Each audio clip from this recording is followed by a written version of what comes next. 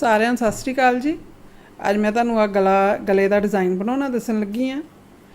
ये वास्ते एक मैं स्टोना वाली जी लड़ी होंगी ये लई हुई है,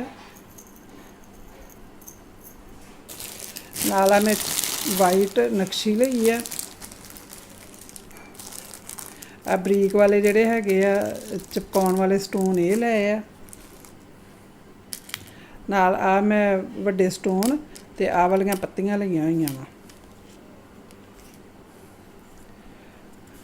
आ गम लई चिपकाउण वाली, ये हुण मैं तुहानूं बनाउणा दसदी आं आपां इहनूं किस तरह बनावांगे। ये बड़े आसान तरीके नाल जिहड़ा बन के तैयार होया वा। इसे तरीके आपां जिहड़ा सूट दा घेरा बाहवां बना सकदे आं। सारे सूट दे विच आपां वालियां बूटियां भी पा सकदे आं। जिहड़ा ये आपां गम नाल बनाउने आ, चिपका के बनाउने आ, इहनूं आपां जदों सूट पूरा तैयार हो जांदा वा, उल्टे पासे एक प्रैस मार दो, फिर ये कदी भी जिन्ने मर्जी धो इनू पा लो, ये कदी नहीं अपना जिहड़ा आ तो लथ के अड्ड नहीं हुंदा सूट नालों। इस तरह पूरा जिहड़ा बनिया रहिंदा वा। हुण मैं तुहानूं बनाउणा दसदी आं आपां इहनूं किस तरह बनावांगे। जे मेरा चैनल सबसक्राइब नहीं कीता जरूर करियो, ताकि इस तरह नवे नवे डिज़ाइन तुहानूं मैं सिखाउंदी रहां।